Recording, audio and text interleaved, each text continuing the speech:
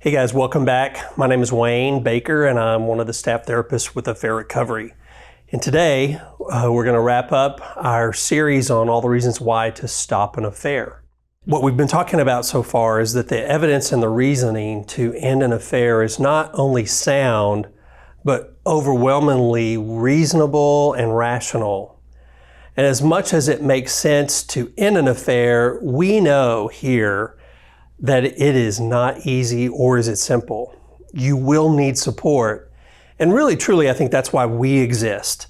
Almost all of the staff at Affair Recovery have experienced some type of infidelity in one form or another in our past. So let's finish up this series on the reasons why to end an affair. The first one I'm going to talk about today is don't waste your life. We spend very few years when all is said and done on this planet. Life is short, and it's too short to be wasted, to throw away on a 2 or a 20-plus year affair that's going to end in tragedy for many people. That's what the research would show. I believe, as Erik Erikson did too in his stages of development work, that there is this longing in each one of us to finish this life well. And what a blessing it would be, or is, to be able to, at the end of our days, at the end of our life, to be surrounded by lifelong family and friends. It's not only a blessing for us, but it's also a blessing for them, for those who have been blessed by the stability of our life and the stability of our history together. And really, truly, affairs have the potential to rob us of that opportunity, pretty much like nothing else on the planet does. So I really want to be clear about don't waste your life. That's a big reason why to stop an affair. Another reason to stop an affair is that you can be a better parent from the inside of your existing marriage. And I know this is a big issue for everybody, both unfaithful and betrayed spouses. What we see is that one of the most difficult aspects of a divorce is the impact that it has on your ability to parent. Unless you have never had much of a relationship with your children to begin with, it's painful for them and for you to go to what we call these standard visitations, where you only get to see them every other weekend and maybe one night a week, and every other holiday. You really do lose much of your ability to have any kind of influence in the most important individuals in your life, those that need you the most. Now, clearly, it's not good to stay in an unhealthy marriage just for the sake of the kids. We would never advocate that. But developing a healthy, cordial friendship, relationship with your spouse, the one in which you both agree to maintain your commitment for the sake of the overall family, can be a noble and one of the most loving endeavors that we can ever take part of. Being willing to lovingly sacrifice ourselves for the greater good or for the whole is actually really, truly what I believe is that love is all about. This may seem like a lousy option, especially if you're in an entangled relationship, but an option that many people in those relationships fail to consider. It's really not codependent to honor a commitment, to honor a safe place, and to provide a safe place for your children to grow up in, and to ultimately provide a stable home and environment for them to return as they become adults and for them to return with their children. So it really, truly is one of the best reasons to stop an affair is that you can be a better parent from inside that relationship than you can outside. There are exceptions, of course, to everything, but truly we see that over and over again. Another reason to stop an affair would be that it takes a lot of energy to live this dual life. An affair takes so much energy. It requires the living of two separate lives. You have to be one person at home and another person with the affair partner.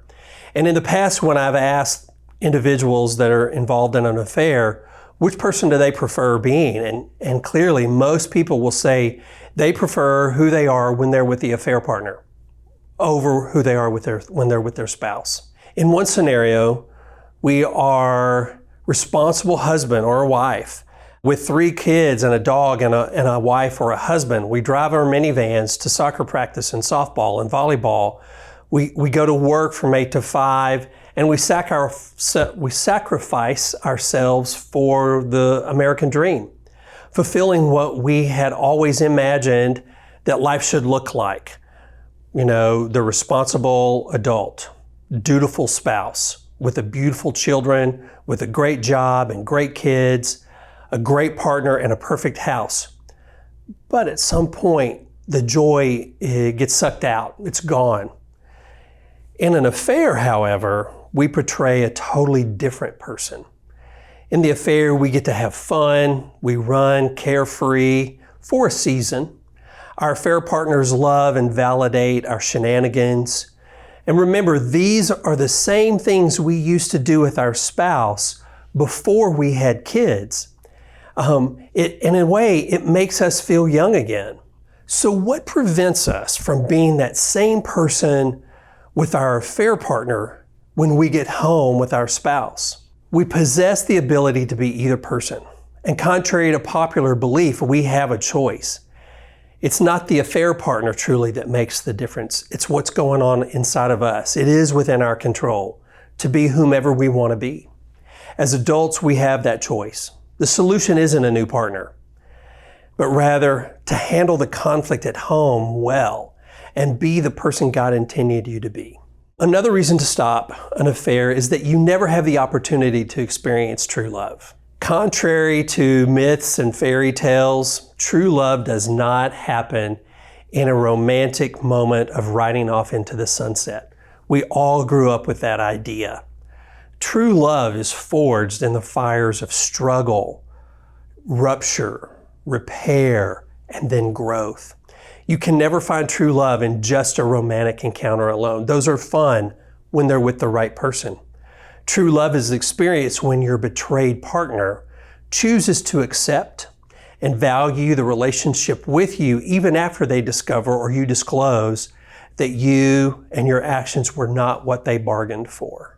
Another reason to stop an affair is that your feelings will come back. I know that you don't think that at times, especially when you're in an entangled one, but I see it over and over again. If I didn't, I wouldn't do what I do.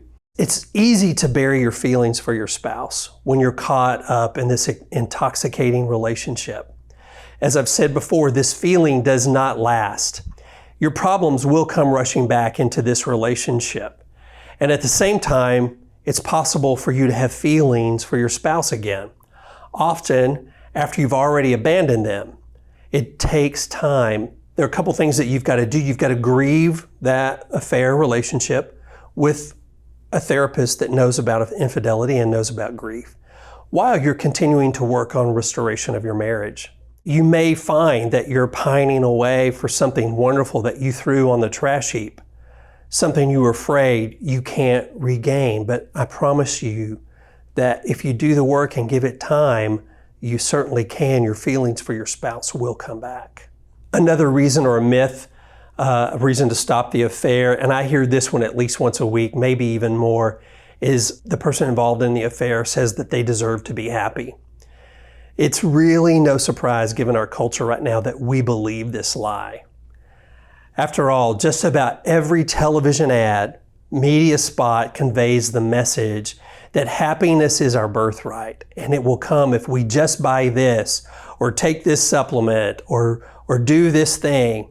It's easy to convince ourselves that we have the right to an affair or to sexual indulgences. However, no matter how many people are repeating a lie, it's still a lie. This belief that we deserve to be happy, it is a myth. I do believe that God would love us to be happy, but I think growth and transformation and healing are more important than our happiness, because that does come and go, even when you have the luxury of buying everything that you want. Another reason to end an affair is that it will waste all you have to give in this life. Our tendency is to focus on the present moment. We seldom take time to explore the realistic future.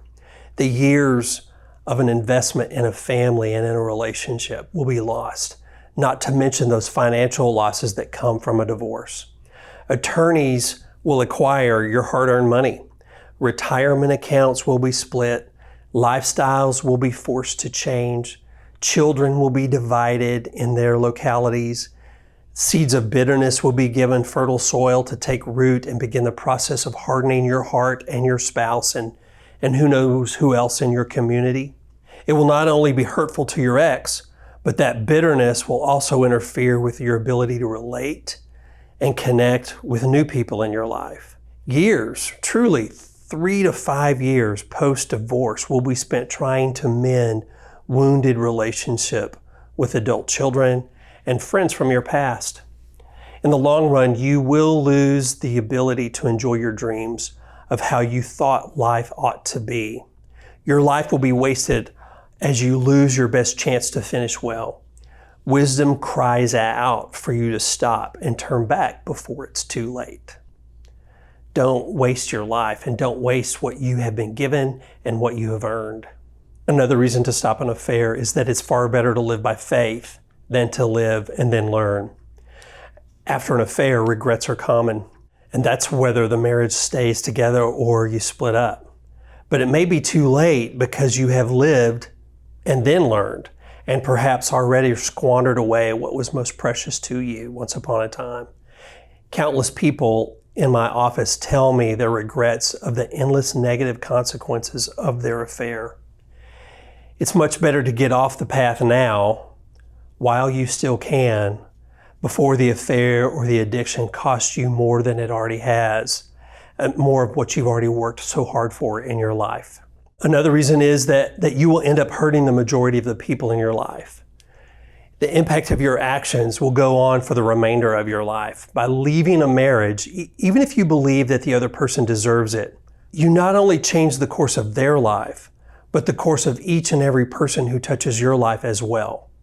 There is this ripple effect that can gain momentum over time and over years. The truth is, divorce is never really over. I hope you'll consider that your actions not only affect you and your spouse, but probably everyone involved. And the last reason I've got, there are probably another 30 that we haven't even touched on, is that broken relationships equal financial problems. The greatest threat to long-term financial stability, both yours and your children's, is divorce. The nation is filled with once secure individuals who lost a significant portion of their wealth because of their bad decisions. It's a simple matter. One house is cheaper than 2 houses. Half of a retirement account is never as good as the full retirement account.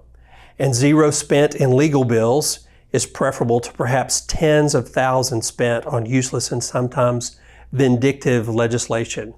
In the last couple of years, I've seen 2 couples spend more than $500,000 in a divorce. That's a quite significant amount of money. I don't care how much money you have. Broken relationships do cost, and they hit us in the pocketbook really hard. And some of those implications will take a lifetime to rebuild, if they can be rebuilt at all. So there's our list. I've tried to list some common reasons for stopping an affair. And experience has proven that it's not easy to just decide to stop. But the first step is recognizing that a decision needs to be made. For many, identifying the decision that exists is the best they can do as they begin the journey. The decision to return to the marriage is separate and apart from the decision to stop the behavior. I think it's really helpful to stop and think about this one step at a time. I'd like to propose something for you today. Both betrayed and unfaithful spouses. If you're a betrayed spouse, I'm hoping that this series has helped make sense of some pretty crazy behavior by your spouse that you've probably been at a loss to understand. If you're the unfaithful spouse, still trying to make sense of all this and wondering what steps should I take next for your own clarity and for your own healing, I'd like you to consider taking our Hope for Healing course. As I've said before in recovery, it's not about trust, it's all about safety.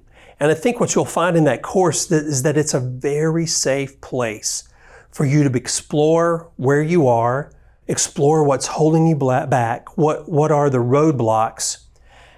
It's a safe place for you to begin to heal and begin this journey of recovery for yourself. much less the marriage or your spouse. They have their own work to do. And that you may be able to participate in with them at some point too. But I hope all of this has been helpful. Thanks for enduring this long list of reasons to stop an affair. Know that we here at Affair Recovery are here to support you in any way that we can. Thanks so much for joining me. We'll see you again soon.